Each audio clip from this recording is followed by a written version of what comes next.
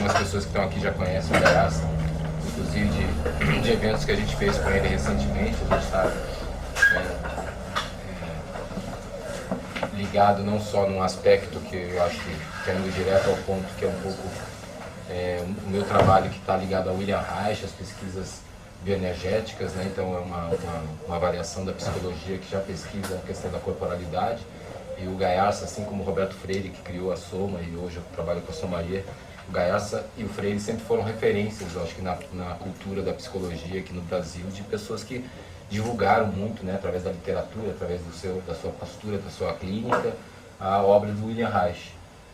O próprio William Reich teve uma preocupação muito grande com a questão da educação, né, escreveu livros, A Criança do Futuro, delegou grande parte da sua herança, né, dos direitos autorais da sua obra para pesquisas, para aplicação, pesquisa em pedagogia, né, e vai de encontro, né, às nossas pesquisas de terapia, de desbloqueio corporal, de desbloqueio da criatividade, de autodesenvolvimento, essa questão de entender não só o nosso desenvolvimento, mas o reflexo que vai para as crianças, para os nossos filhos, né, como melhorar cada geração, a gente poder evoluir realmente, né, que dá dúvidas às vezes se essa evolução cultural mais recente é uma evolução, uma própria autodestruição da humanidade, né? Então, é por isso que cada postura, cada comportamento a gente reflete não só a nossa mudança, mas na questão da educação. E por coincidência, desde 2007, se não me engano, que a gente fez um último evento com o Gaiarsa, e ele já estava ligado às pesquisas do Glenn Doman, que é um norte-americano, né, que daí vai depois fazer uma abordagem, mas eu já venho divulgando isso, já no último jornalzinho nosso anterior a esse, a gente já divulgou um texto que o Gaiarsa chamou de Manifesto da Revolução Pedagógica, que já falava do Glenn Doman, e a gente distribuía por e-mail para quem quisesse ler na íntegra. E ele fez um bate-papo com a gente há 2 anos atrás falando já sobre isso. Mais recentemente, daí também o Gaiarsa vai provavelmente citar isso, ele fez uma palestra lá nesse próprio instituto, né, foi agraciado com uma estatueta, com um prêmio que é dado anualmente, esse instituto dá anualmente com uma personalidade no mundo, cedeu ao Gaiarsa essa homenagem. Nem saiu isso muito na mídia ainda, né? Não sei o quanto. Mas aí dia 24 que vai ser, eu vou receber a estatueta. Que vai, talvez tenha alguma divulgação, né? Vai ter. Né? Então, a mídia gosta de repercussão ligada a isso também, né?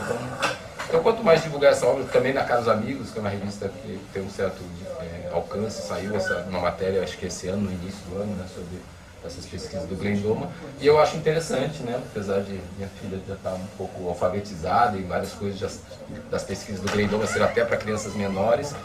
Opa, pode entrar. Bom. Então a gente convidou ele, né, hoje para um projeto que eu estou já indo ao ponto.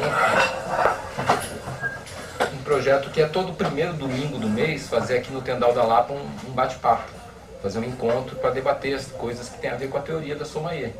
E a obra do Gaiarsa, não só a Reichiana, mas essas pesquisas de educação infantil, que ele está sendo também pioneiro na divulgação mais recente, né, vai de encontro com essa minha pesquisa mais ampla do que eu chamo de teoria da Sommelier. Então, ele participou de outros textos, que são esses encontros de teoria e Sommelier, e aqui é uma versão mais fixa, que vai ser esse primeiro domingo de cada mês. Vai chamar Conversações, né, conversa e ação, né, a gente fazer alguns encontros com temas variados. Julho começou falando, eu falei sobre a ayahuasca aqui, tiveram algumas pessoas aqui que vieram para esse papo. Agora estamos fazendo sobre educação infantil com o Gaiarsa. No mês que vem vamos falar sobre anarquismo. Daí daqui em setembro, daí em outubro vou lançar o Tesão número 8. Né? Eu estou para fazer um bate-papo também com talvez até fazer lá na Lagartixa Preta, mas uma menina está vindo do México e está com uma ideia de passar um documentário e fazer um debate sobre zapatismo. Eu acho interessante, daí não sei se eu agencio aqui no Tendal, ou talvez o Tendal e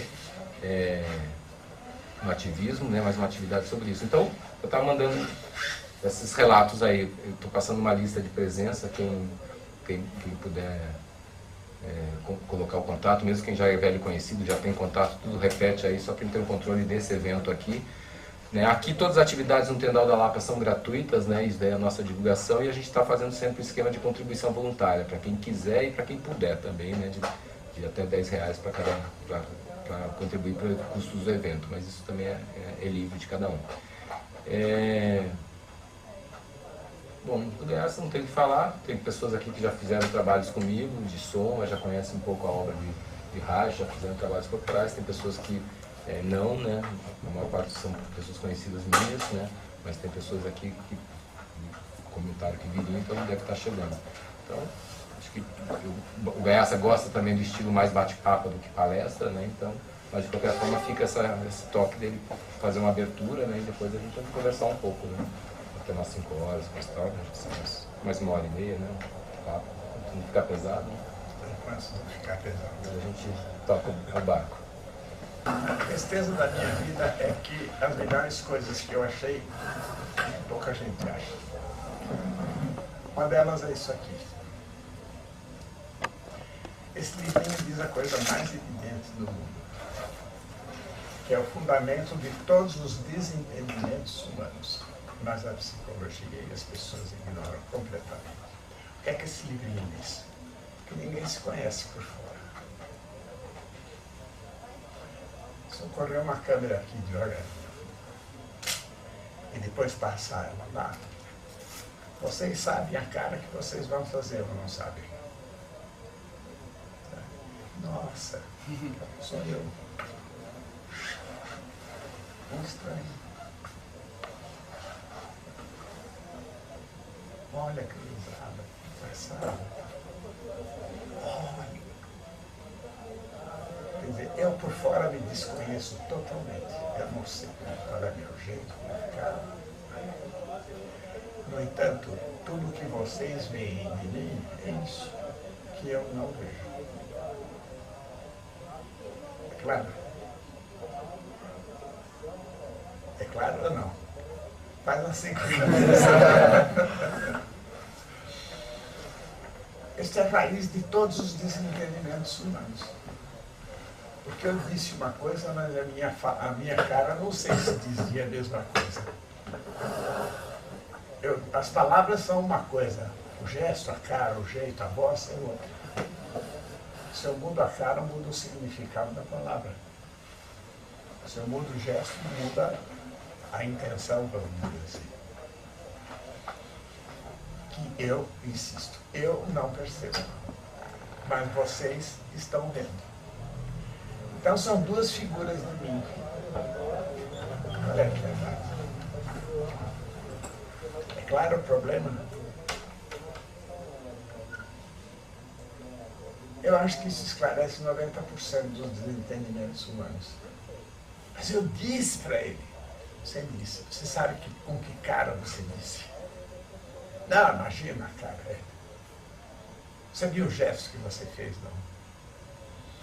A palavra tem o significado que vai junto com a cara, a palavra, o jeito e tudo mais, que você não conhece e o outro está vendo.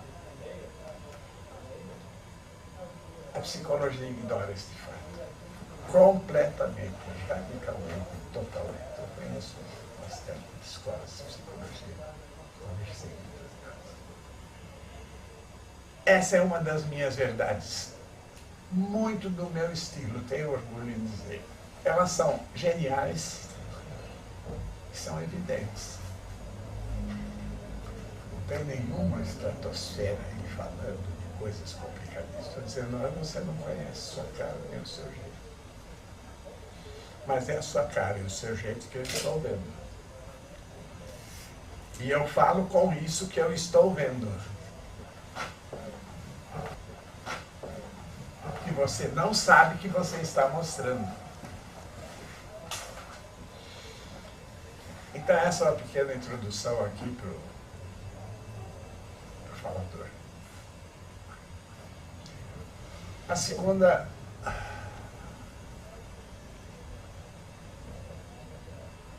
Então, essa é uma tristeza minha.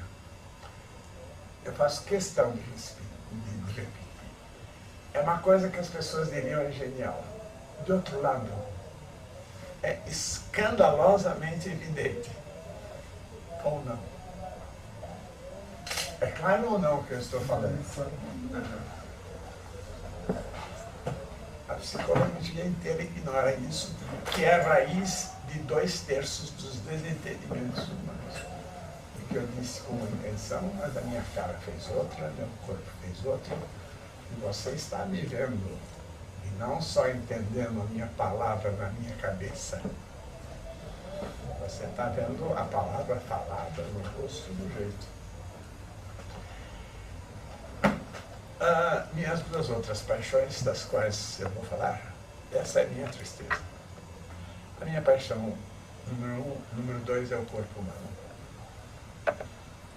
E a terceira e a segunda paixão é a criança. O corpo humano é a coisa mais ignorada do mundo pelas pessoas. Eu não estou falando de anatomia, de fisiologia, de bioquímica, não. Eu estou falando das pessoas que não se sentem e não percebem os movimentos que fazem.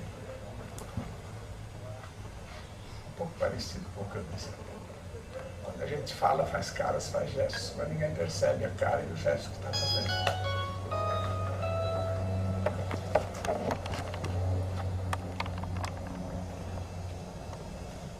Muitos gestos são muito automáticos. Nós vamos falar um pouco mais deles daqui a pouco.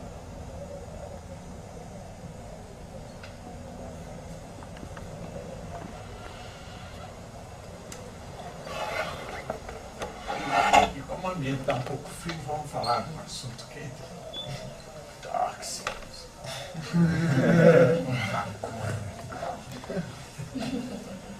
Ayahuasca. Psilocibina.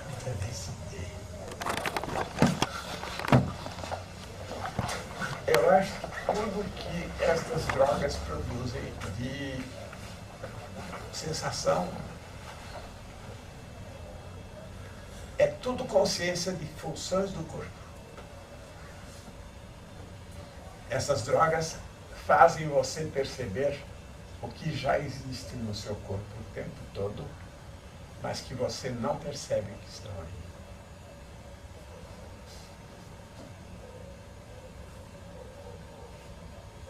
É possível? Eu vou dar 2 ou 3 exemplos para esclarecer. Nossa pele. Dizem os livros que, em média, a gente tem 2 metros quadrados de pele, se você esticar tudo. Nesses 2 metros quadrados, vocês têm 500 mil pontinhos sensíveis. Esses números são bastante exatos. Não estou inventando números. Estão em livros de fisiologia, etc, etc. Então, em 2 metros quadrados eu tenho 500 mil pontos sensíveis. Isso quer dizer que se você se propusesse acariciar sua namorada para ela sentir a pele inteira, você ia ficar anos fazendo isso. E não ia fazer ela sentir a pele inteira. Não só porque são 2 metros quadrados, mas porque, olha, sentir a pele assim é uma coisa, assim é outra, assim de leve é uma coisa, assim com força é outra, assim com a mão inteira é outra. É claro? Quer dizer, não há limites para a variedade de sensações que a pele pode produzir. Não há limites. Não há limites. Então, a pele. Jamais alguém vai conhecer a sua pele inteira em contato. Sim, contato com a roupa, sim, mas é outra coisa. Quem é que sente o contato da pele com a roupa? Claro que está aí. Mas claro que eu não paro para sentir que uma roupa dá um grupo de sensações, outro tecido dá outro grupo de sensações. Se eu mudo de posição e a roupa escorrega, ela está... Quem é que percebe tudo isso? Mas tudo isso, alguma coisa no cérebro está percebendo. Isso é importante estar lá. Uma coisa é ter consciência da coisa. Outra coisa é o cérebro perceber e você não perceber que ele percebe.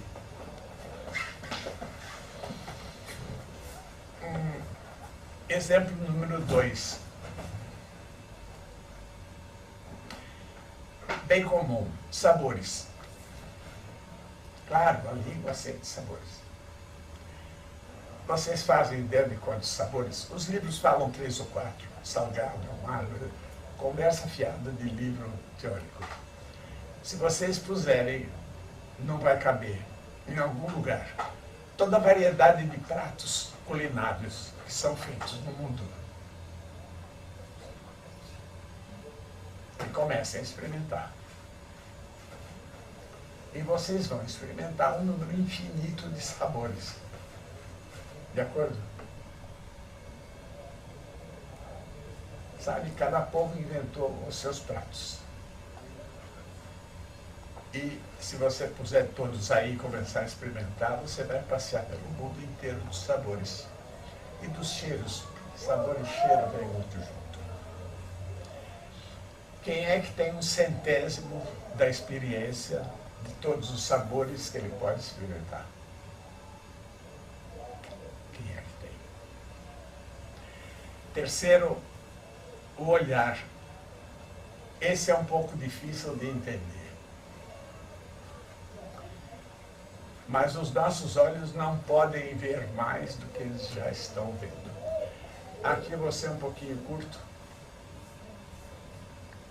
Espero que vocês façam uma ideia do que é onda eletromagnética. Pelo menos é muito falada, a internet, toda a informática está baseada em ondas eletromagnéticas. E são vibrações invisíveis de uma coisa invisível. O fato é que existe, você ligando o rádio, você ouve. Se você ligar a televisão, você vê. Então essa onda está fazendo alguma coisa. Os elementos sensíveis do nosso olho são capazes de perceber uma onda eletromagnética, que é uma ondinha que nenhuma imaginação do mundo consegue imaginar o tamanhinho que ela tem. Mas as célulazinhas sensíveis do olho dela você percebe. E agora vamos à minha paixão número 1, que tem tudo a ver com o Reich, embora ele não soubesse de várias coisas que eu vou dizer.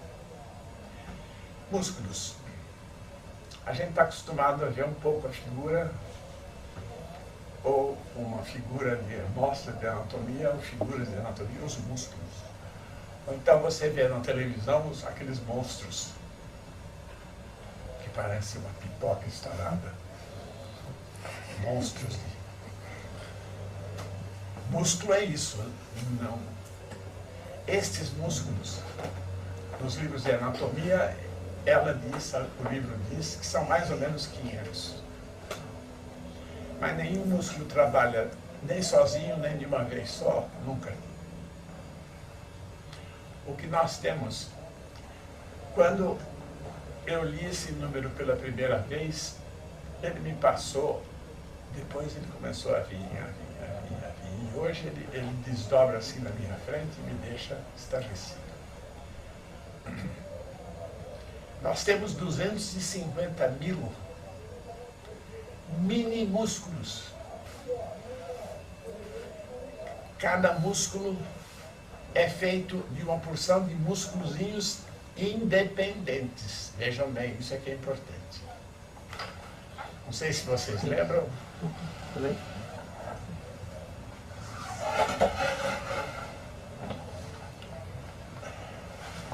Tem cadeiras aqui.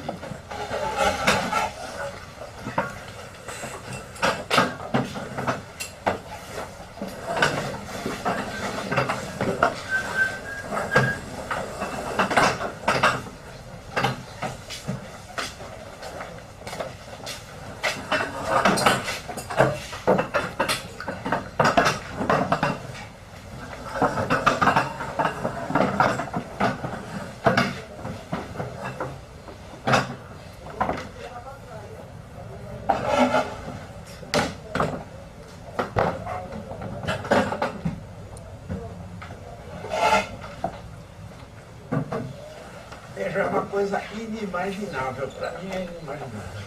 O que quer dizer 250 mil? Tecnicamente quer dizer que nós temos 250 mil neurônios motores. Quer dizer, uma célula nervosa ligada com um pequeno número de fibras musculares independentes. Você pode contrair. Dizer que pode contrair cada uma delas é um exagero. Porque se você fosse beijar a pele inteira e depois contrair cada músculozinho, você precisava de 5 vezes a sua idade e olha lá. Ninguém experimenta esses fiozinhos separados. É impossível. Eles sempre funcionam em grupos, mas independentes.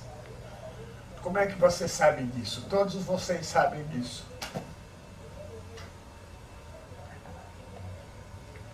Por que é que um pianista faz aquilo com as mãos? De tocar. Quantas são as teclas do piano? Ninguém sabe. 88. Quanto? 88. 88 teclas. Que ele pode tocar ou muito de leve, ou muito forte. 1, 2, 5, 10. Se a gente não tivesse essa variação de movimentos, não existiria pianista no mundo. De acordo? Não poderia existir. O violino é quase pior. O violino tem aqui a posição aqui da corda e o movimento do arco.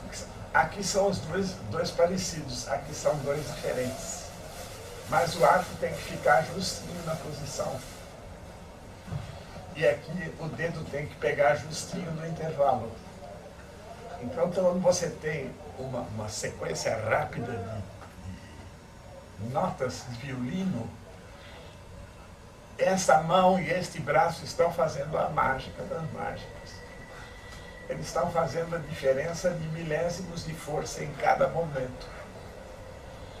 Que eles não poderiam fazer se a gente tivesse os músculos gostosão que faz daquele estúpido. Existe para criar músculo, para ser exibido.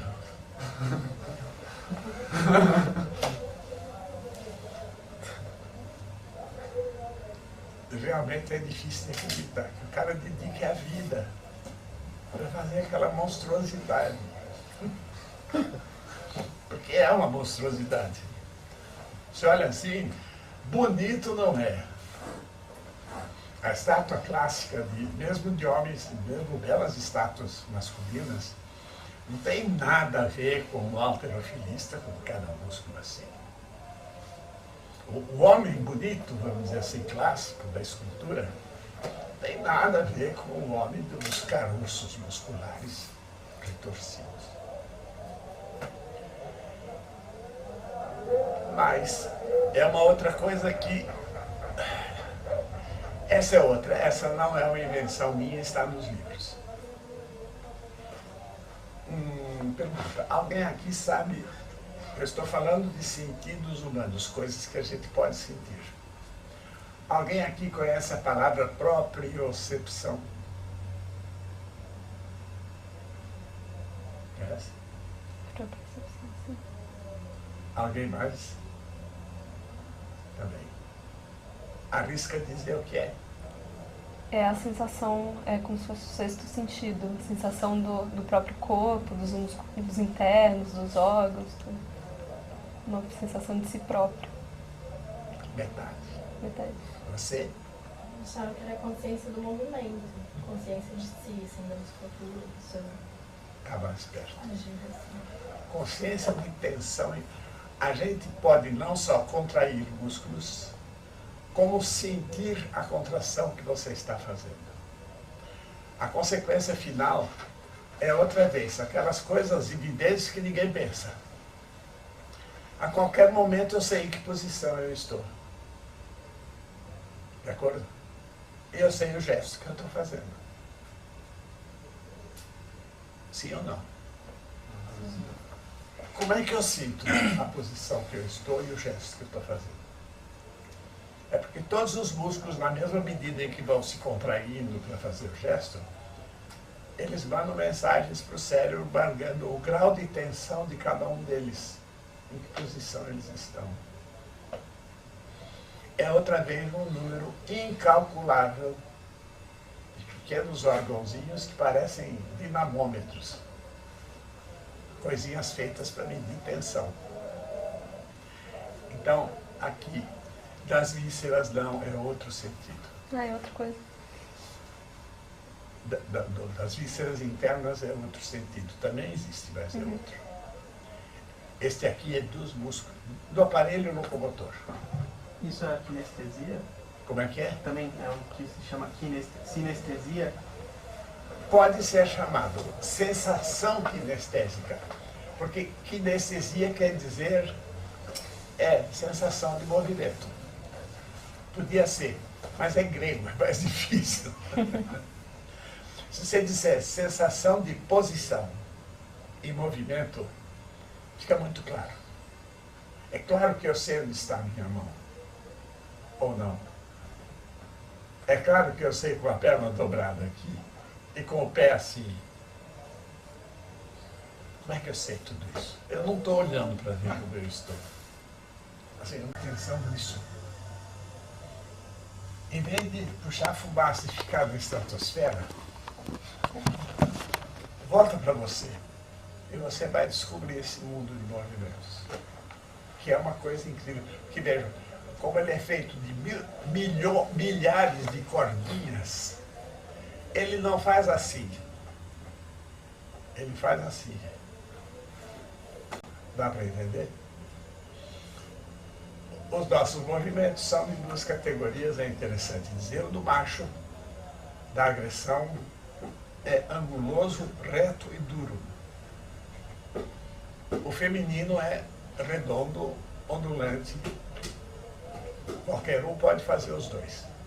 Mas se você macho faz assim, diz que é bicha. E se um bicha disser assim, o outro vai dizer qual é? Virou macho. Não pode. Na verdade, nós precisamos, para que o movimento seja, vamos dizer, inteiro, oportuno, adequado, você precisa ter os dois. O que segura a força e o que modula a força. Espero que todos vocês conheçam aquela estatueta de Shiva, aquele ser masculino e feminino. Shiva é um dos deuses hindus. Ele com a sua companheira, que é a Shakti, diz o verso: dançam eternamente a criação e a destruição de todas as coisas. O que quer dizer isso? Que a cada instante eu mudo de atitude. E mudando de atitude eu mudo a minha posição diante do mundo. Imagine o que é o mundo percebido por um cara muito orgulhoso e o que é o mundo percebido por um coitadinho. Então vocês veem que a atitude do corpo dá a percepção do mundo. Diferente para cada atitude. Uma coisa dessa da Shiva, eu estou treinando uma dança indiana chamada Odissi. Eu faço teatro, é uma dança indiana que o meu professor de trabalha teatro, ele passa pro ator, mas é muito legal porque da cintura para baixo o movimento é muito reto, forte, tal, é masculino, e de cima em cima é sempre uma coisa, o olhar é sempre uma coisa mais ondulante, mais área, assim. E é uma dança indiana, você falou isso, me lembrou muito. Olha, cuidado com técnicas. Nossa movimentação é tão rica que nenhuma técnica é boa. Mas todas são boas. Pratique muitas para você perceber bem. Cada uma é boa para você perceber bem. Mas nenhuma é boa para você ficar nela para sempre. Porque o nosso movimento é muito mais rico do que isso. Então é bem assim. Todas as técnicas são boas por um tempo.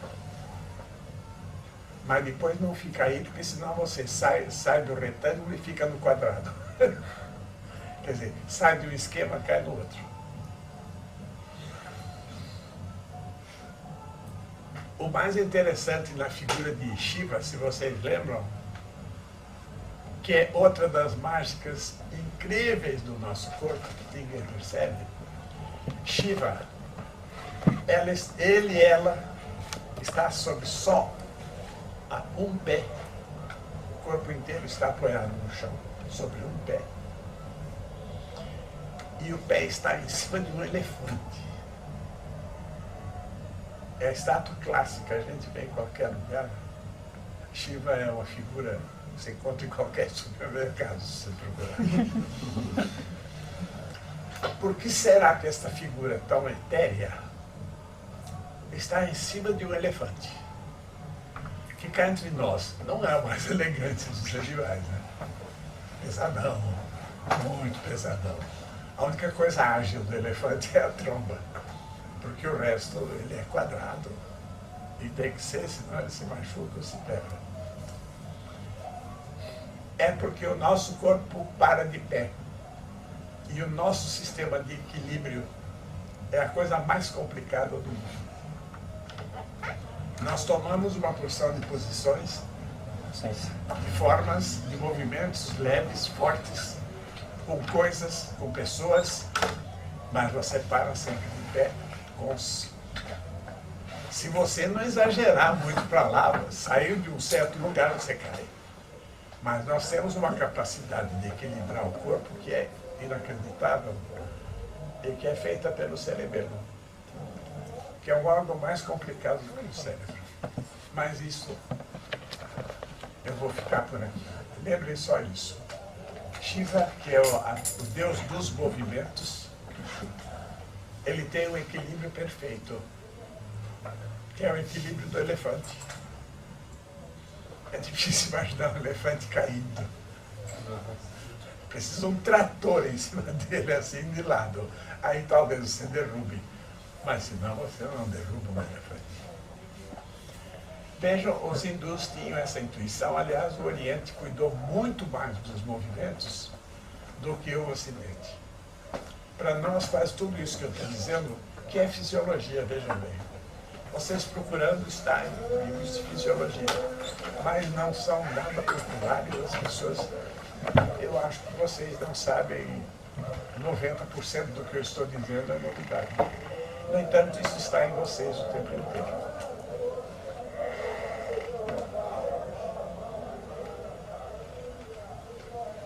Então, voltemos. Acho que é isso que os tóxicos nos permitem sentir. A gente pensa que é estratosférico, espiritual. Você está sentindo o seu corpo.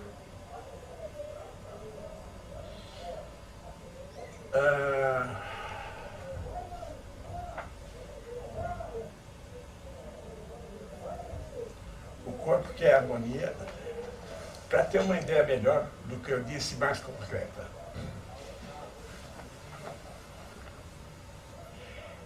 Pense um pouquinho comigo em todos os tipos de movimentos que vocês conhecem, que são padronizados.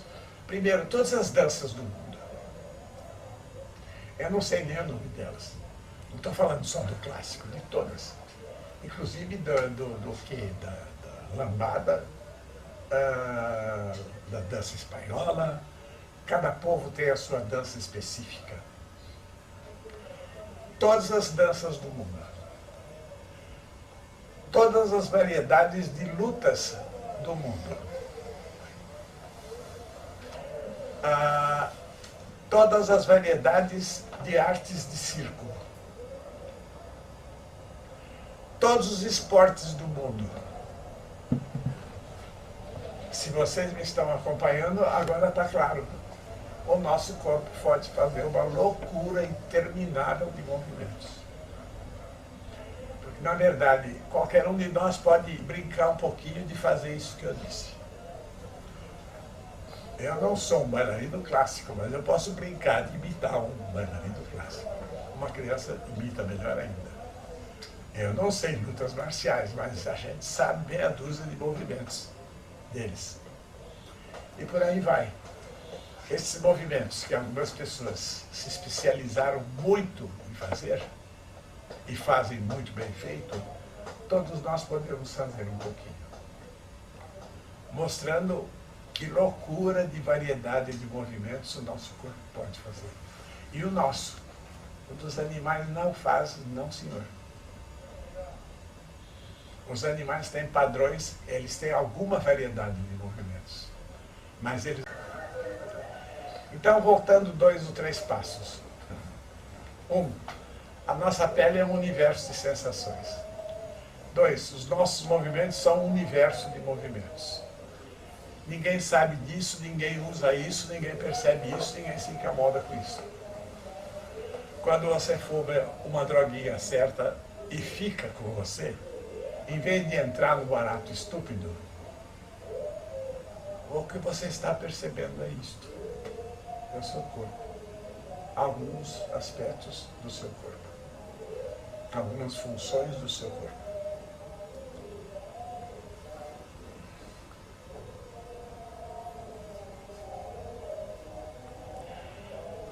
Vamos então voltar para a criança, que é a minha segunda paixão. E que tudo isso tem a ver com ela, sim, senhor. Quando um recém-nascido aparece no mundo, ele já tem uma boa noção dele, porque no útero, principalmente no 5º, 6º mês, ele é muito pequeno e ele tem muito espaço, então ele já se mexeu bastante. Nos 2 últimos meses da gravidez, ele já está mais preso, mas ele ainda se sacode muito e a mamãe percebe isso. Mas quando ele nasce, ele encontra a gravidade, que lá dentro não tem. Lá dentro ele está sustentado. Aqui fora, se ele mexer o bracinho pesa. Lá não pesava. Então, ele estranha muito o peso. Lá ele tinha toda a sensação da pele, que já tem, mas tudo gostosinho, úmido, líquido, morno, gostoso. Aqui fora, ar. Para ele, seco. Pode ser frio, pode ser quente. A criança é muito sensível à frio. Então ele chega num mundo desconhecido e muito diferente do outro. Nós deixamos ele, sim, agasalhamos, cuidamos, nutrimos, mas deixamos tudo isso ao Deus dará para que ele aprenda sozinho a se mexer e a sentir. Sabe, o garoto vem sem instruções de uso, nem de função. A melhor coisa que uma mãe poderia fazer para uma criança, desde recém-nascido, seria: toma banho, trocou fralda, está lá peladinho, faz ele se mexer, de brinquedo, mãozinha, pezinho, torta, cabecinha, faz ele começar a sentir toda a maquininha que ele tem. Mas se ele ficar meio pasmado aqui, ele não vai descobrir. Segundo, agrade inteiro, macio e gostoso. Faça isso todos os dias. Quanto mais, melhor. É o que faz a Shantala, que é a melhor coisa que os hindus inventaram. Temos boa gente aqui, tem um CD muito bom de Shantala. Mexa no garoto inteiro, mexa nele. Comece desde o começo a desenvolver esta supersensibilidade em todos estes movimentos.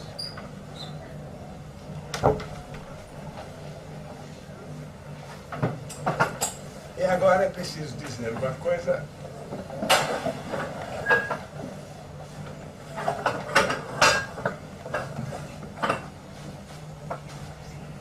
Não vou falar do passado, porque é uma descoberta relativamente recente.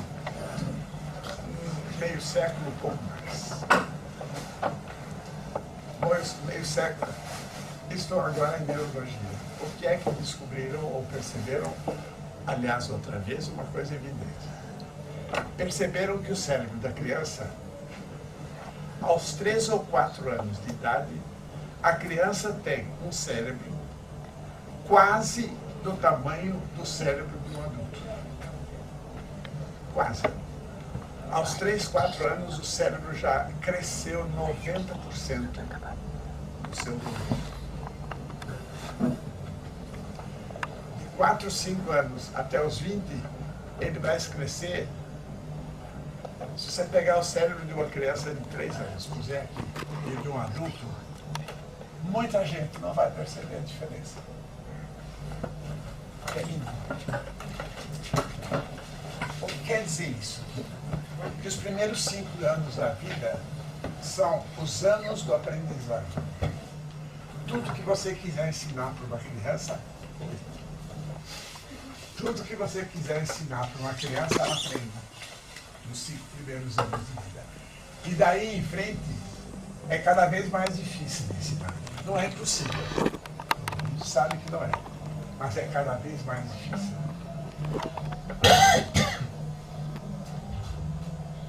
Foi o que esse Instituto da Filadélfia descobriu. Eles começaram cuidando de crianças com lesões cerebrais, que tinham torturas, defeitos e tudo mais. E o que é que eles faziam? O que tinha sobrado da criança, eles estimulavam. A criança está meio ceguinha, então, várias vezes por dia, lampeja luzes. A criança mal escuta, várias vezes por dia, toca sons. A criança é meio paralisadinha, devagarinho ajuda. Você fazendo isso, você não recupera as funções, mas você compensa as funções. Ela não vai se mexer como uma criança normal, mas ela vai ter muito pouca deficiência, ela vai poder viver muito bem. Quando eles perceberam isso, eles disseram, por que não fazer isso com criança normal? E começaram a fazer com criança normal. E eles estão criando gênios. Um famoso arquiteto, famoso meio pensador, não sei se você é, Buckminster Fuller, ele disse a frase definitiva em matéria de educação. Todos nós nascemos gênios. A educação nos torna medíocres. O que nós chamamos de educação é quando a criança começa a parecer um adulto, quando ela começa a ficar meio paralítica. Pausa. Recue outra vez. Eu já falei bastante dos movimentos. Quanto do cérebro precisa para dar todos esses movimentos que eu disse? Todo mundo fala do cérebro, dos mediadores, dos hormônios, dos núcleos, e ninguém diz duas coisas que eu espero que vocês não esqueçam nunca mais.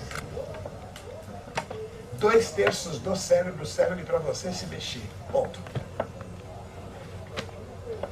E do que sobra, 1/3 serve para você ver.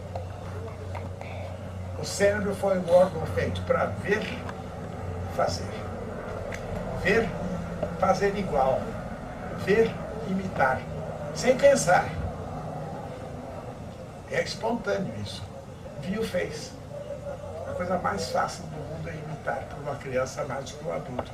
Mas o adulto é um amarrado. Ele não imita nem ele mesmo. Está muito preso. Justamente a educação consiste em amarrar você devagarinho, para você ficar bem encaixado.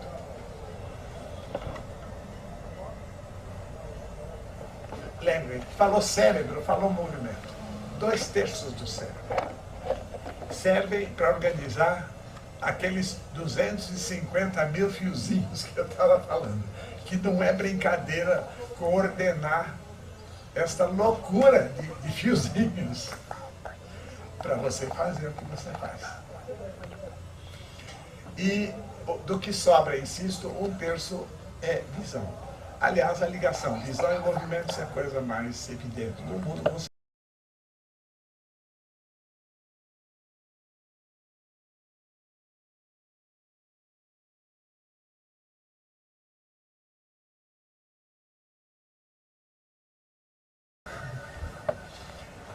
É por isso que o cérebro foi se desenvolvendo nesse sentido, movimento e visão. Também audição, mas sabe, a audição não dá direção. Se eu ouço um ruído, eu digo, está mais ou menos aqui. Mas ninguém pode descobrir o que é aquilo só pelo som. O que o animal faz é isso, ouvir o som, ele... Aí sim, ele está de frente, ele vai na direção ou na direção oposta, conforme o tempo.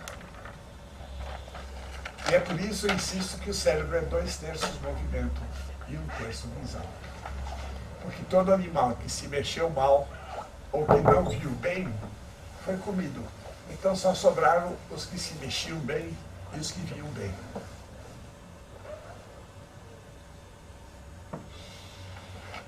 O que é que falta? O que é que mais me apaixonou nesse pessoal? Se chama Instituto para o Desenvolvimento do Potencial Humano. É uma equipe grande de gente que, antes de mais nada, ama a criança. Nos livros deles, isso transparece com clareza.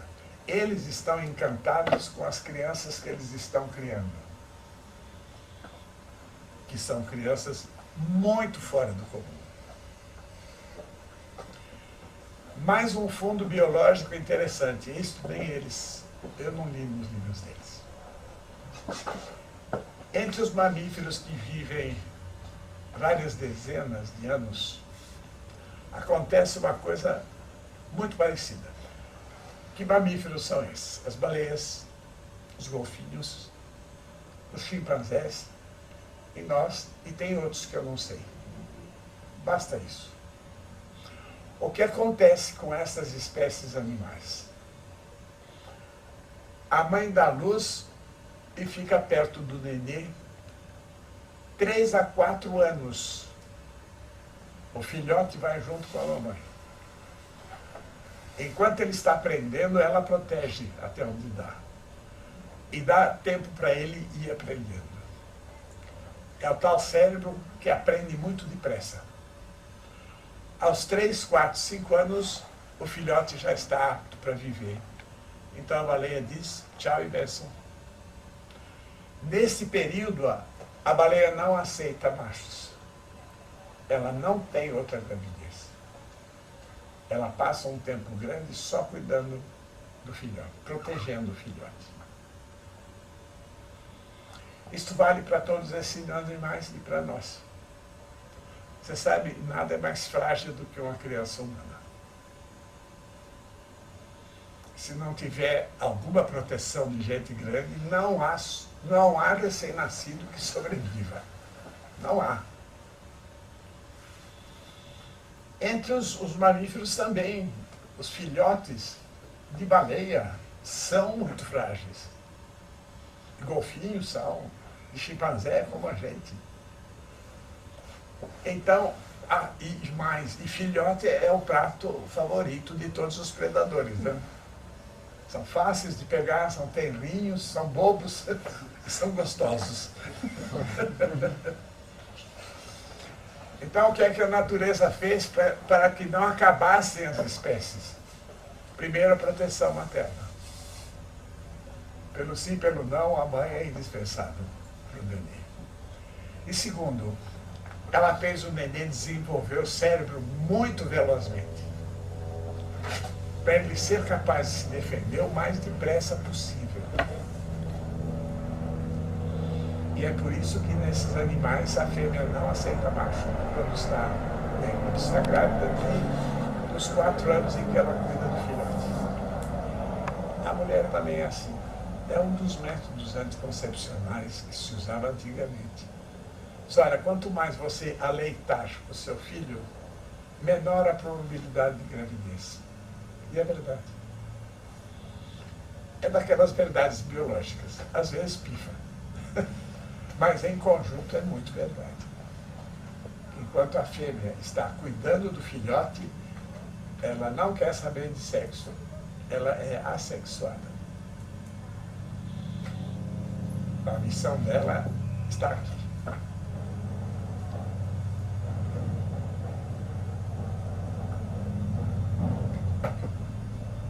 Então, voltando e começando a aterrissagem. O que é que esses estudos fizeram? Eles fizeram umas coisas maravilhosas que, na verdade, eu achei lindo, mas para mim não é o principal. Mas eu vou dizer. Você pode facilmente ensinar crianças com 1 ano de idade a ler. A aprender matemática.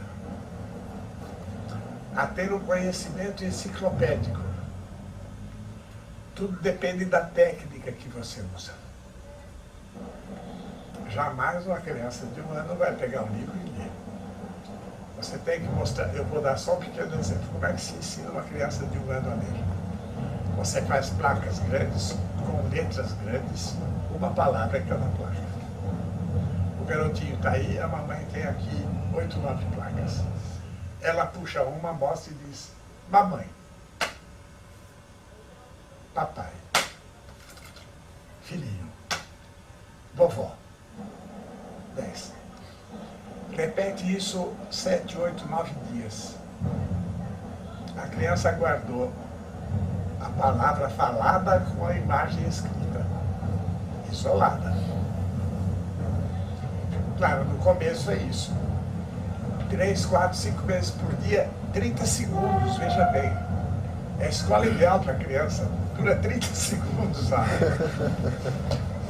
Meu filho, com 1 ano, ele sabia o que era o McDonald's. Claro, Coca-Cola. Passava em frente, ele é o McDonald's. claro. Porque ninguém aprende alfabeto. A maior imbecilidade da nossa escola é começar pelo alfabeto. O alfabeto é uma altíssima abstração. Sabe quantos povos falavam sem escrever?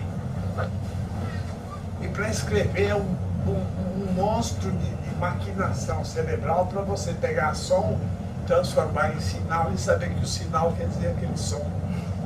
Então a pior coisa que você pode fazer é começar a ensinar a criança a ler pelo alfabeto. É palavras, palavras, palavras. Aliás, um outro livrinho inspirado por eles. A criança começou a engatinhar, põe placas em casa, parede, grande, janela, cadeira, chão. Eu uma vez vi o Pacheco, não sei se estava, um educador português, ele falou que ele fez isso com uma família, de uma criança, e no banheiro, na casa inteira tinha espelho, né, saboneteira, box, não sei o que e tal. E um dia a mãe filmou e trocou os nomes. A criança assim, com 1 ano e meio para 2, assim, tirou o espelho, colocou privada, aí a criança entrou e começou a apontar que estava errado. Né? Ele filmou para provar essa teoria, ele está falando sobre isso. Não, criança é visão e movimento e forma. Isso lembra também as teorias do Paulo Freire, né? Essa coisa da alfabetização para adultos, né? Uhum. Ele usou muito essa coisa dos sons mesmo, da parede, as coisas que tem a ver com as palavras que as pessoas têm. Né? O operário vai saber o que é o tijolo, vai saber, né, o que é massa, corrida e Mas tudo mais. isso vale para qualquer idade, na verdade. É muito mais fácil aprender línguas com palavras do que com o alfabeto e depois montar o alfabeto com palavras e tudo mais. Mas o que me fascinou nesse... Então, as crianças deles são uma loucura. Aos 4, 5 anos, elas entendem e falam e leem 2, 3, 4 línguas, se você quiser. Elas aprendem. Todo esse ensinamento enciclopédico é feito com figuras e palavras.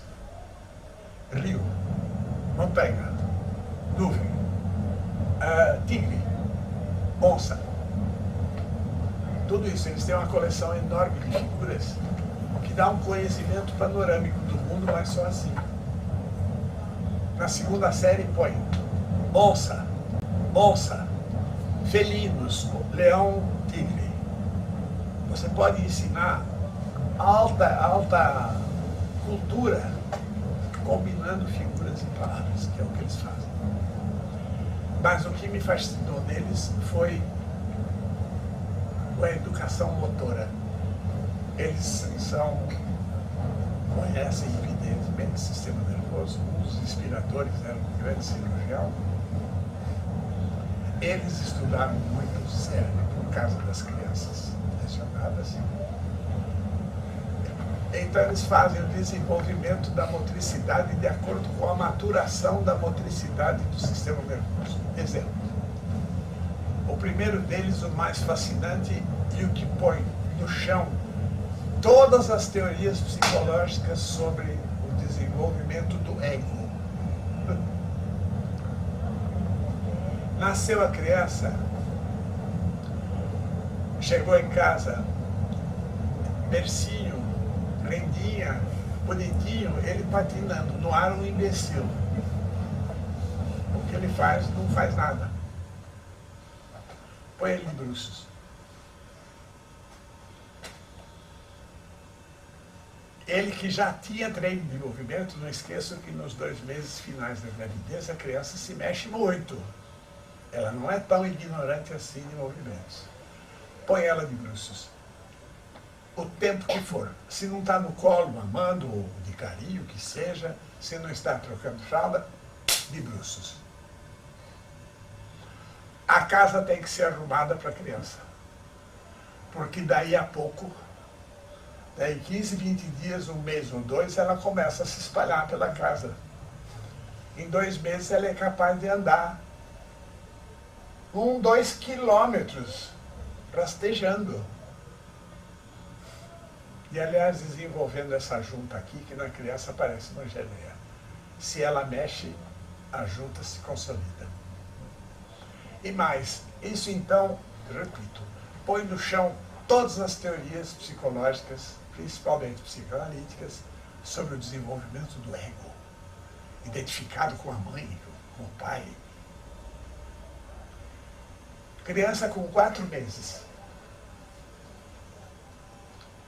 Espaço amplo. Põe 3, 4 objetos curiosos aí. Põe a criança de bruços no centro e espalha. Ela dá uma olhada, eles cultivam também a convergência ocular com figuras. Ela olha, simpatiza, ela vai lá no que ela escolheu. Isto é, com 4 meses, a criança escolhe e vai na direção do que ela quer. 4 meses eu vou insistir. Porque da psicologia idiota de sempre, isso é coisa para você fazer quando tiver 16 anos, saber o que você quer. Você sabe o que quer com 4 meses. Se não te estupidificarem desde o começo. Ah, deixa ela à vontade. Oi. Isso me deixou estarrecido, mas depois tem mais. Eles educam o agarramento, esse também vale a pena. Você sabe que criança nasce com o grasping reflex, que é a salvação do macaquinho. Quando a macacona vai dando pulos, ele está agarrado nos pelos dela. E se ele não tivesse isso aqui, ele caía lá embaixo. Então a senhora macaca está aqui, mas se ela vai viajar, solta aqui, ela vai embora. E ele fica aqui. Então você começa primeiro, ele agarra. Aos pouquinhos vai levantando, várias vezes por dia, pouco tempo. A lei deles é assim, na hora que a criança se distrai, esquece, acabou a aula. Pode ser poucos segundos. E aí você precisa cultivar a relação com a criança, né? Pegou então, pá, pegou, pá, vai levantando, levantando, levantando. Daí, as datas eu não garanto mais, eu ia tempo, mas são todas curtas. Pode pendurar a criança, que ela pendura muito bem. Mas aí precisa o treinamento oposto. Levanta, senta, chega uma hora que a criança, quando você senta, ela solta. Vai treinando isso. Agarrou, soltou. Agarrou, soltou.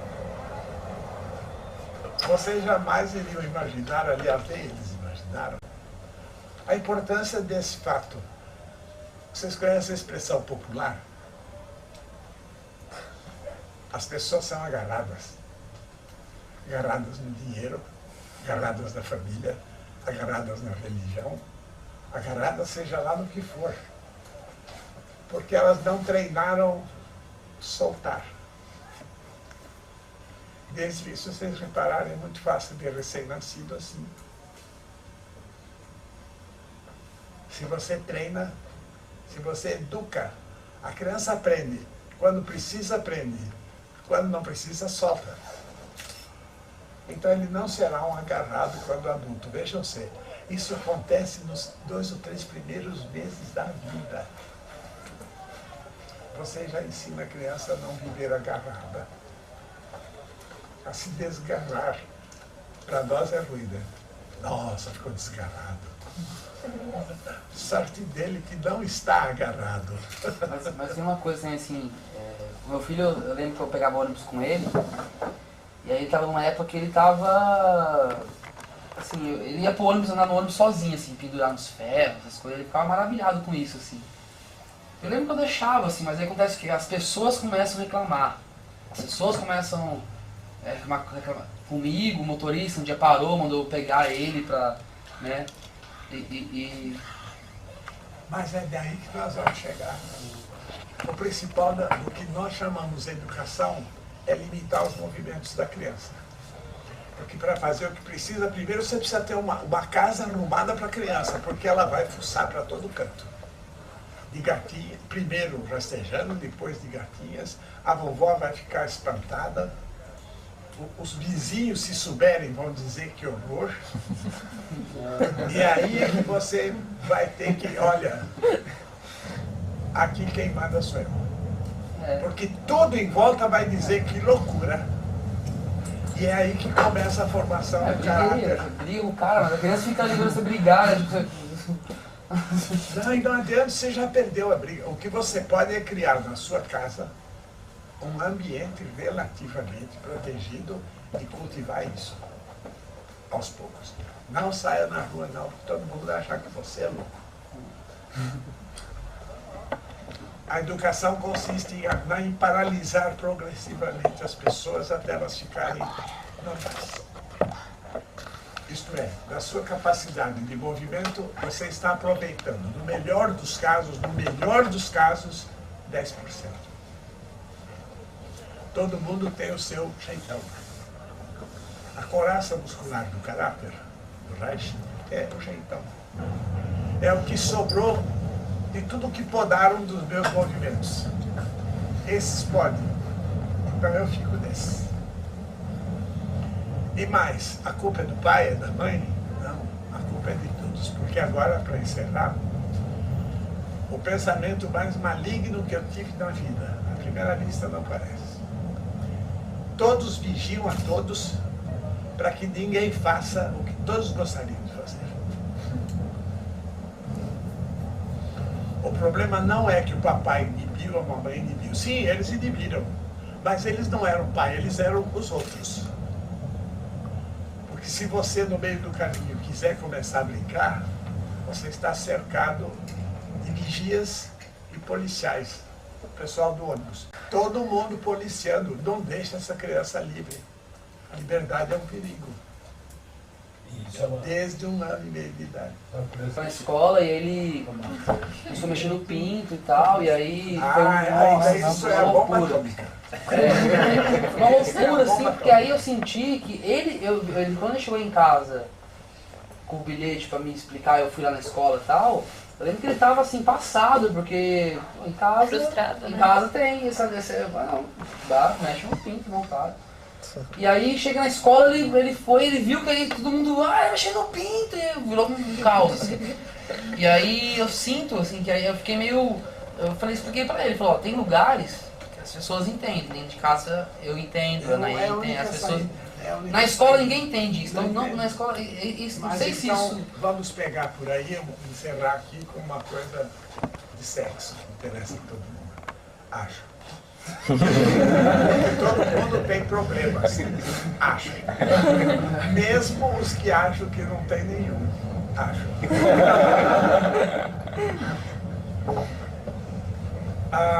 Como é que se chama? A ultrassonografia de precisão que se faz hoje mostrou, já faz tempo isso, 15, 20 anos, mostrou que o garotinho, o feto, masculino, a partir do 7º mês de vida intrauterina, ele tem uma ereção a cada hora e meia. E quando ele tem a ereção, o cérebrozinho dele funciona como se ele estivesse sonhando. Esse ritmo de hora e meia se propaga na nossa vida. Todo mundo a cada hora e meia sonha. Sabe? O homem tem alguma ereção, a mulher se molha um pouquinho. 7º mês de vida intrauterina começa o problema, eu prefiro dizer erótico, não sexual. A criança não se reproduz. Então ela não tem sexo, provavelmente. Biológico. Bom, confusão de palavras. O que já comprei um monte de revistas quando diziam como explicar para o seu filho. Nenhum deles dizia, olha, desde depois do nascimento, os órgãos sexuais têm uma sensibilidade especial. Mexer neles é diferente do que mexer em qualquer outra parte do corpo. E as crianças descobrem isso depressinha, se não forem impedidas desde o começo. Eu tenho o relato de uma sobrinha de um amigão, poucas semanas de vida. Põe na mesa, tirava as fraldinhas e tal, ela ia direta com a mãozinha lá e sonhava. Com semanas de vida. Eu diria que o primeiro controle de mão que ela conseguiu foi para chegar lá. Porque é gostoso, ponto.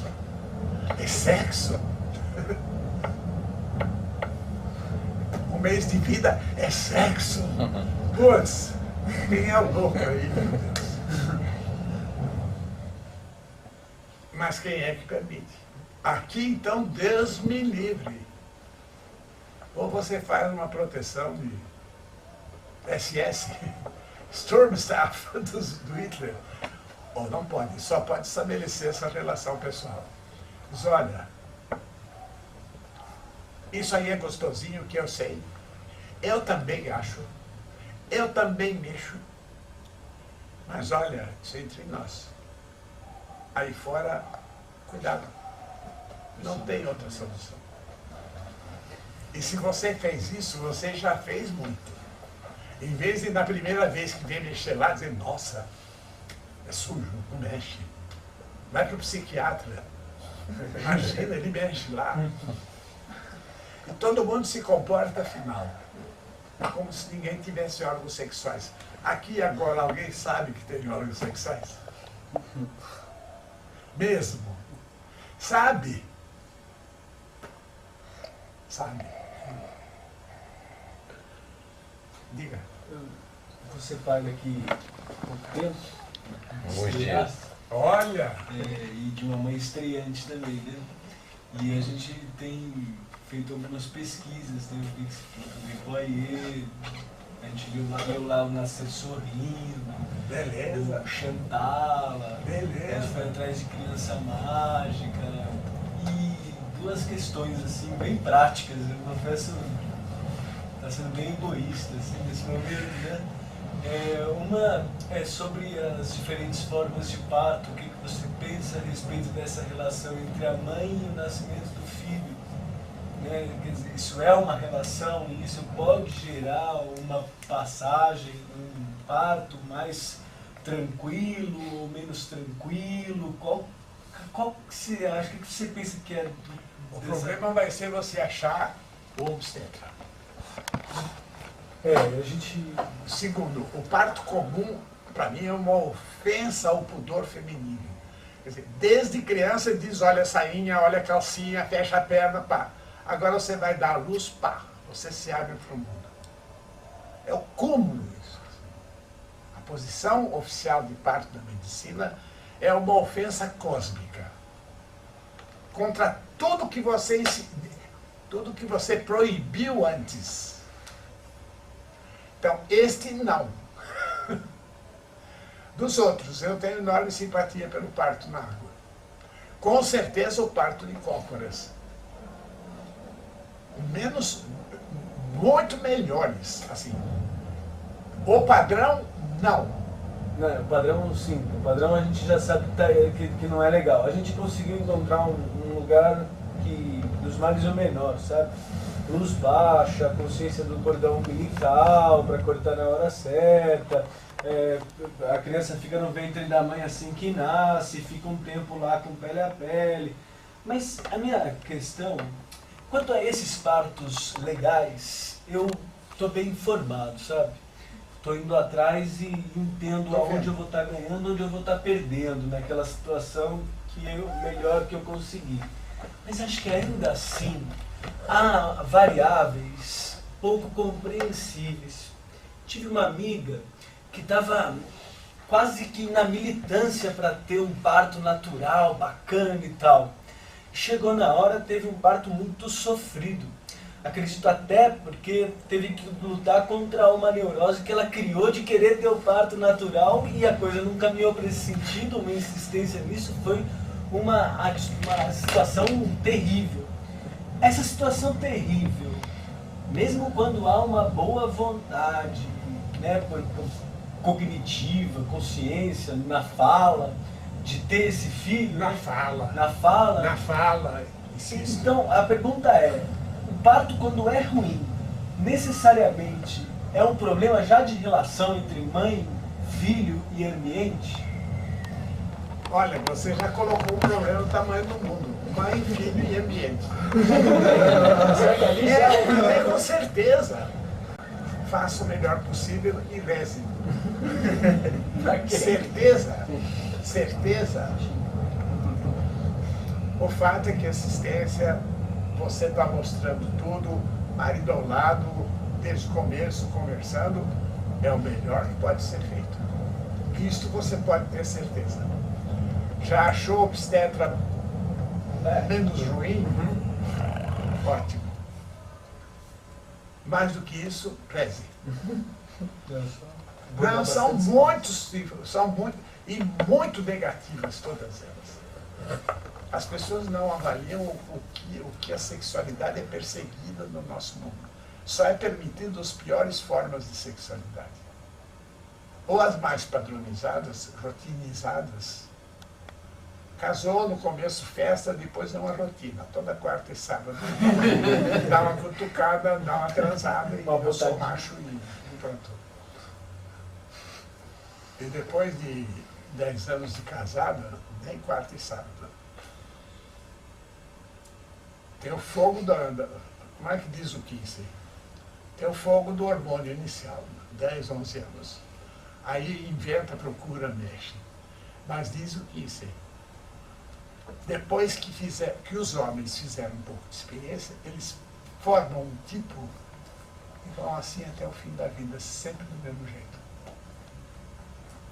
Não se sabe se é uma rotina ou se é uma compulsão. Por aqui eu sei que eu chego. Se eu sair daqui, eu não sei onde eu vou parar. Isso está em estatísticas, assim.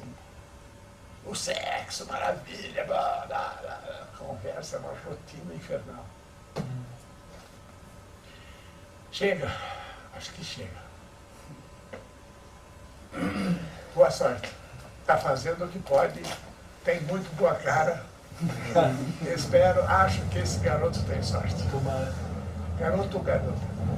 É mais uma coisa que eu fiz questão de não saber, eu quero. E que pouco adianta saber. As expectativas já são tantas que quanto menos tiver de informação agora, melhor. Sim, é mais inútil, você não vai trocar o sexo. Você só vai decidir mesmo lá para os 16 anos, né? Só os 16 que vai decidir mesmo, né? Nasceu ainda, só quando chegar no sexo. Aos 16? Os 14.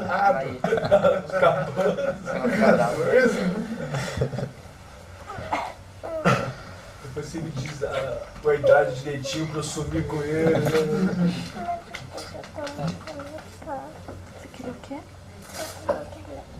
Está namorando, estou namorando sua filha. Ah. E ela não está indiferente. Passando no charminho.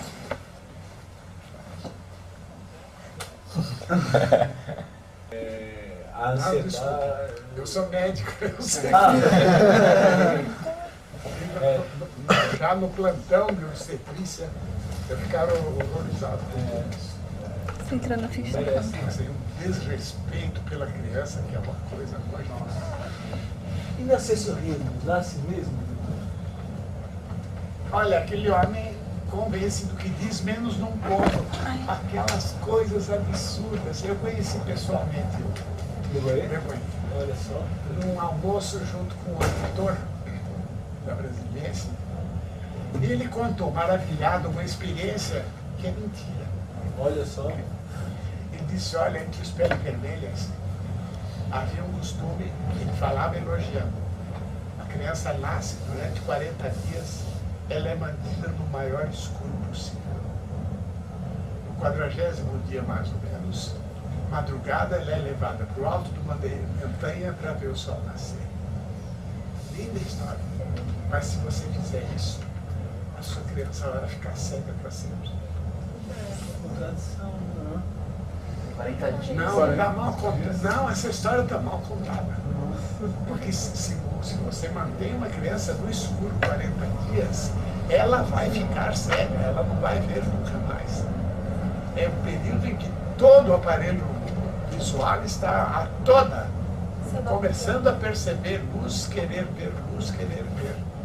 Se você fecha, ele não desenvolve. Tem essa questão dos estímulos da criança, né? Tem a história da mãe ficar agarrada ao filho, né? Para que, continuando com suas atividades, como... É no Criança Mágica que eu li uma parte que ele faz uma referência sempre... Esse é um bom conselheiro. Sempre ali às mulheres africanas que tinham seus filhos e uma hora depois já estavam de volta com as suas atividades com os filhos amarrados, né? E que essas crianças, por serem estimuladas da forma que eram, seriam as crianças mais inteligentes do mundo até os 4 anos de idade, quando aí ele fala de uma ruptura muito grande que a criança passa lá. Não, a criança passa para outra tribo. Aí quebra o vínculo e aí pronto, a criança se perde e vai para ali para frente, não ele evolui tanto.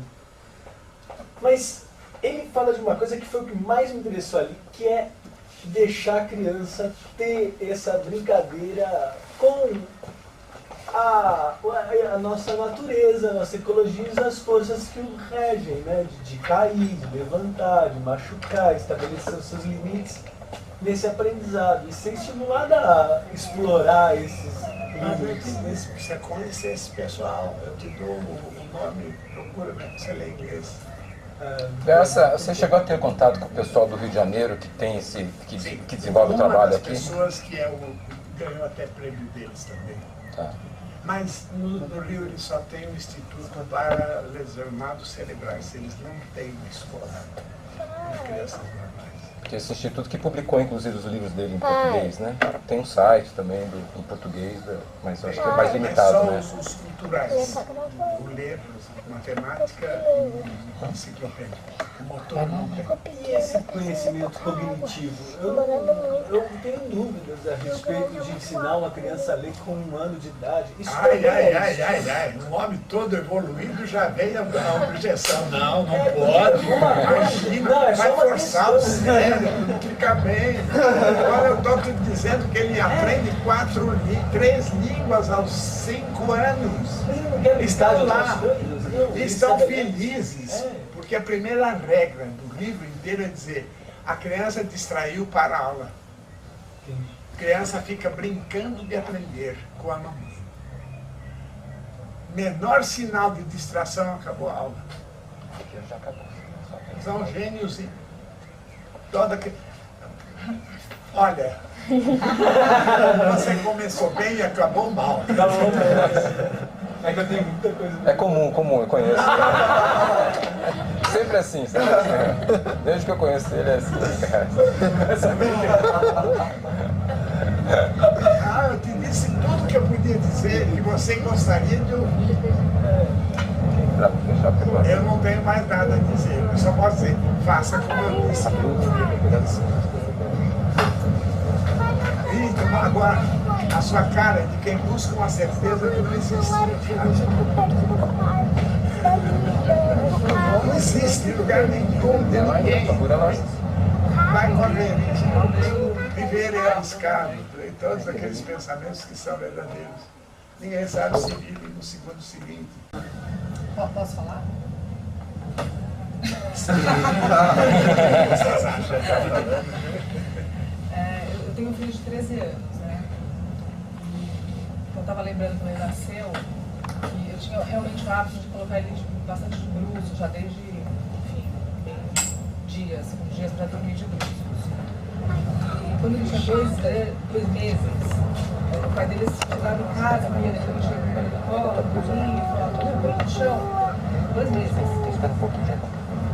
E aí eu peguei um quarto, assim, forrei com um edredom enorme e tal, e comecei a colocar ele com 2 meses de bruços.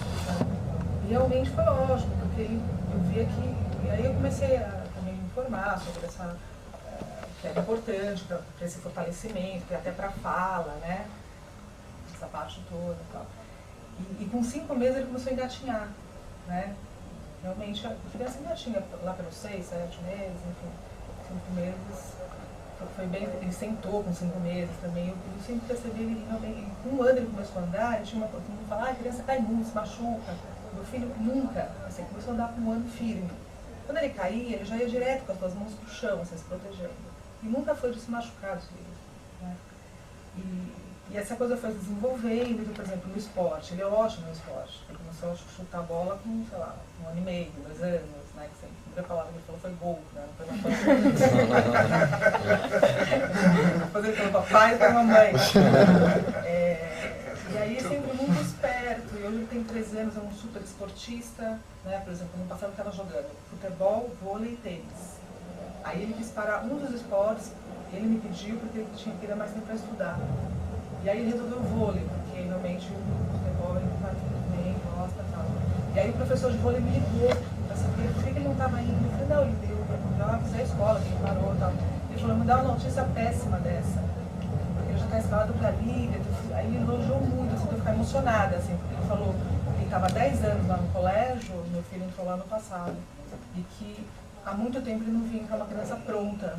E elogiou muito a coordenação motora dele, né?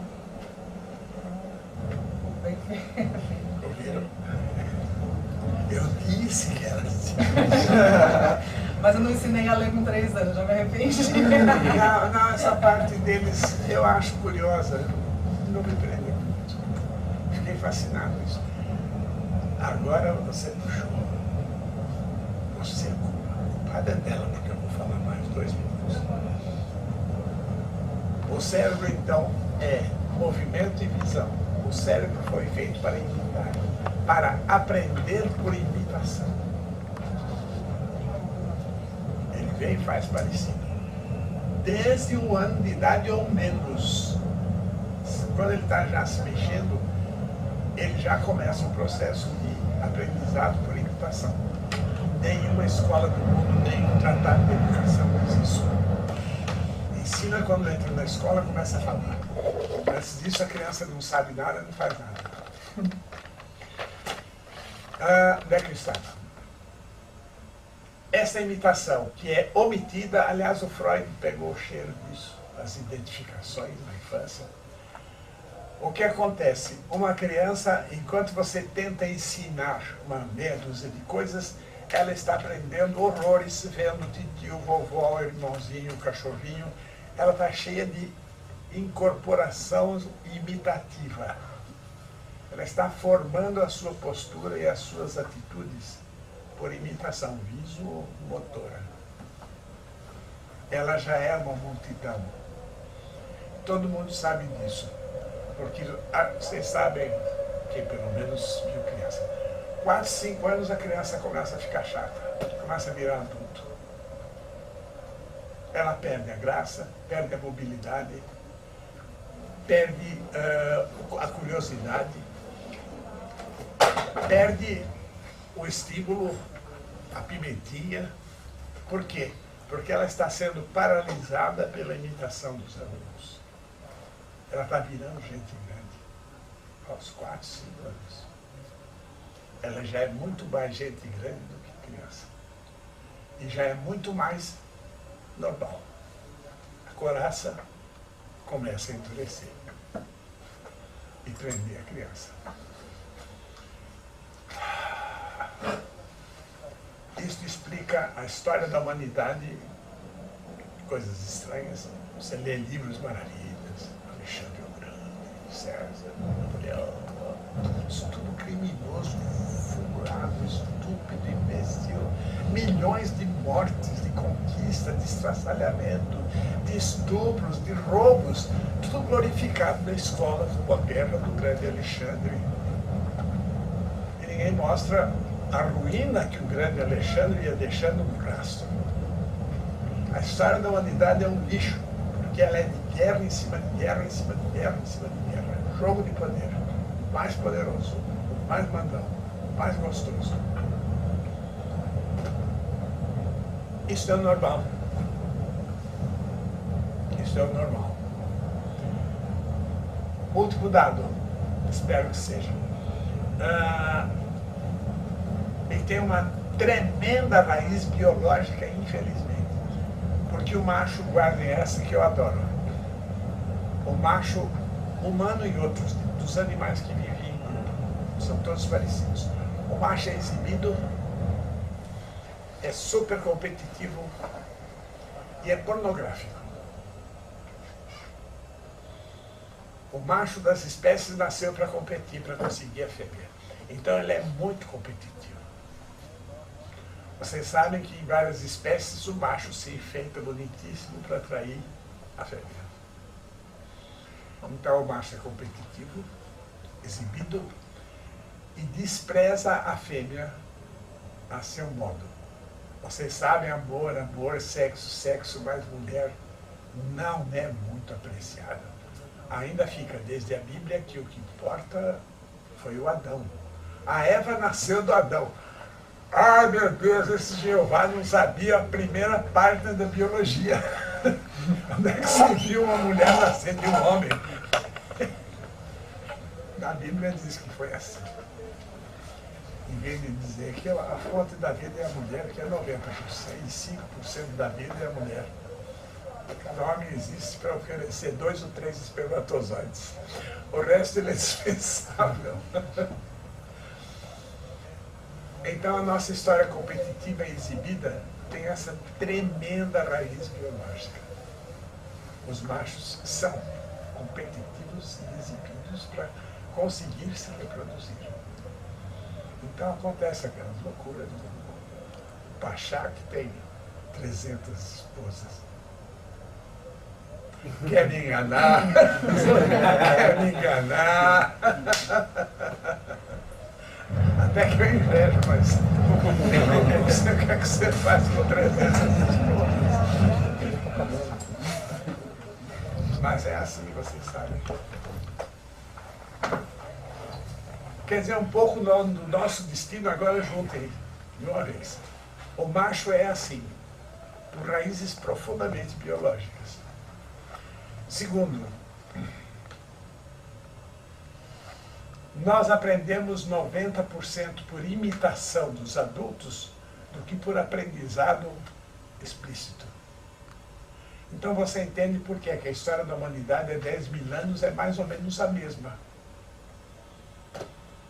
É mais ou menos a mesma e hoje continua igualzinha. Esse mundo é uma loucura de guerra. Estados Unidos, quase metade do orçamento dos Estados Unidos é para forças armadas. O melhor negócio do mundo são armas. O melhor negócio do mundo é ter jeito para matar o outro. O melhor negócio do mundo. O segundo é drogas, justamente para tapar e segurar.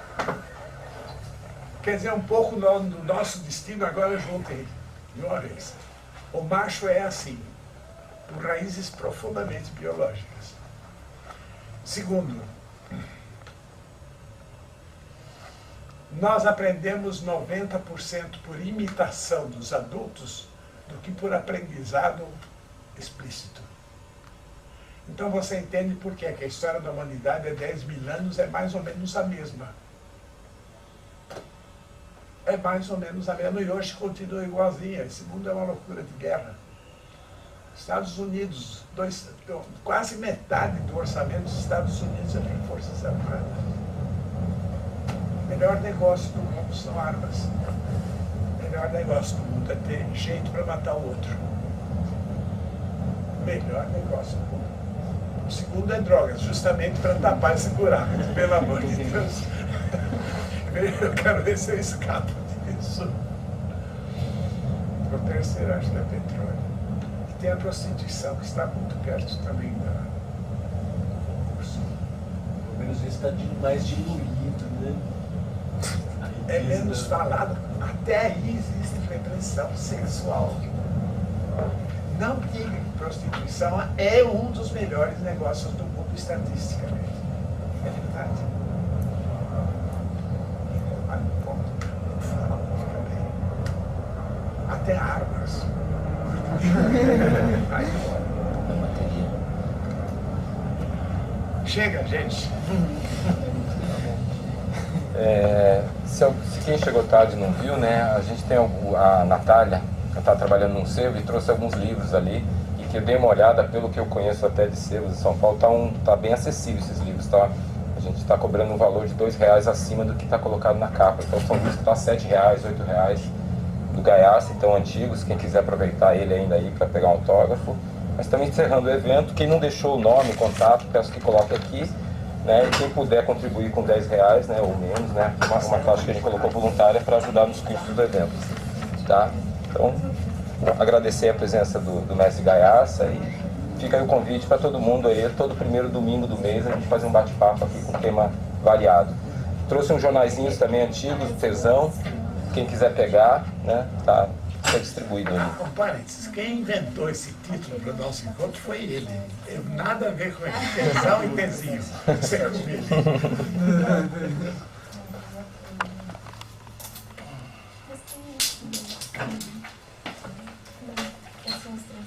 Facinho de ler, ilustrador.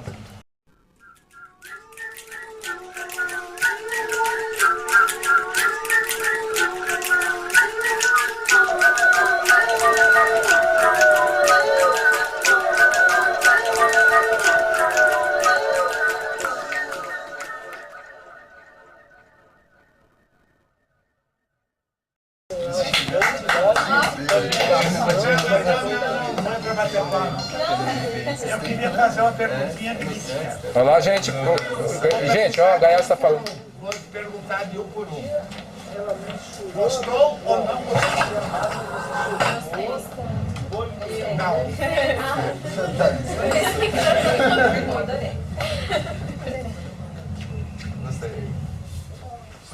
Você pegou o rabinho só. Gostei. Fui suficientemente claro. Colocou o nome ali. Falei com tudo isso. Não, foi ela.